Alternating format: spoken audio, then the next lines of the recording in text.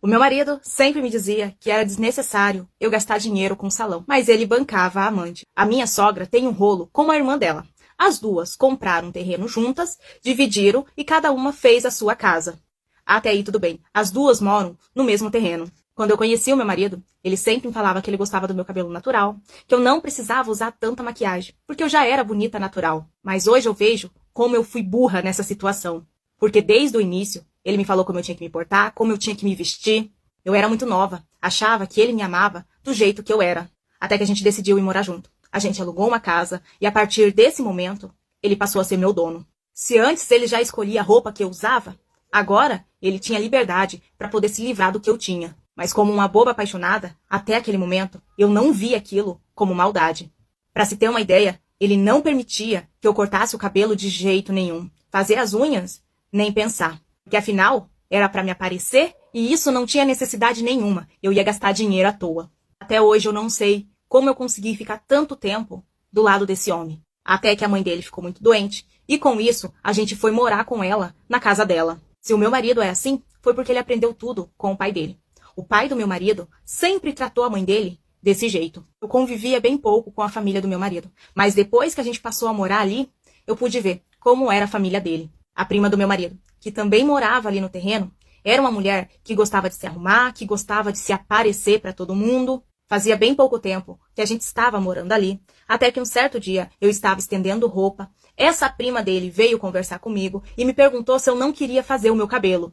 Porque, segundo ela, o meu cabelo estava muito feio e precisava de uma hidratação e fazer uma escova. O meu marido escutou toda a nossa conversa, veio revoltado, dizendo que eu não precisava de nada daquilo, que o meu cabelo já era bonito, natural, e que essas coisas só ficavam bonito nela. Segundo ele, eu não precisava fazer nada disso. Não precisava fazer a unha, porque eu lavava muita louça e não ia durar nada. Não precisava mexer no meu cabelo, porque isso era coisa de quem queria se aparecer. Pra resumir, depois daquele dia, eu ouvi tanto sermão desse homem, e não vou negar, que eu me sentia mal me olhando no espelho. Só que o que ele falou pra prima dele não saiu da minha cabeça de jeito nenhum. Eu perguntei algumas vezes o que significava aquilo, e ele me falou que eu tava ficando louca, porque não era nada demais. Ele só falou que aquilo ficava bem na prima dele. Que a prima dele era uma mulher que gostava de sair bem arrumada, isso todo mundo já sabia. Até que ela começou a mexer no rosto. E isso ela fazia questão de falar pra todo mundo o valor que estava ficando. Até que um belo dia, eu limpando a casa, peguei a fatura do cartão do meu marido. Ele pagava salão, o tratamento facial que ela estava fazendo, era ele que estava pagando, parcelou ainda. Enquanto eu saí do meu trabalho para poder cuidar da mãe dele, ele aprontava uma dessa comigo. E esse papinho dele, que eu era bonita ao natural, talvez fosse para que eu não me arrumasse e conseguisse arrumar uma pessoa melhor do que ele. Eu decidi sair dessa relação, arrumei todas as minhas coisas, esperei ele chegar para jogar na cara dele, que eu descobri tudo. Olha, de primeira, ele negou tudo, dizendo que eu tava ficando louca, mas depois que ele viu que não tinha jeito, que eu tava indo embora, ele assumiu, dizendo que foi um erro, que foi só dessa vez, que ele me amava muito, e que se eu deixasse ele ia sofrer muito. Armou o maior barraco, chorou até, pedindo para que eu ficasse com ele e perdoasse essa traição. Dizendo que a culpada era a prima dele, que vivia se oferecendo para ele. E que se ele só pagou aquilo para ela, foi para ela deixar ele em paz. E que em nenhum momento ele sentiu amor por ela, porque ele me amava de verdade. Mandei ele para aquele lugar, com muita luta, peguei as minhas coisas e voltei para casa dos meus pais. Mas vocês acham que esse homem me deixou em paz? Foram dias, semanas, meses, ele batendo na porta da minha casa, pedindo para que eu voltasse com ele. Quantas vezes ele perturbou os meus pais, pedindo ajuda para que eu voltasse com ele. Uma verdadeira luta, quando esse homem aparecia na porta da minha casa, me jurando amor, me pedindo para voltar com ele, dizendo que nenhum homem ia me fazer feliz nessa vida.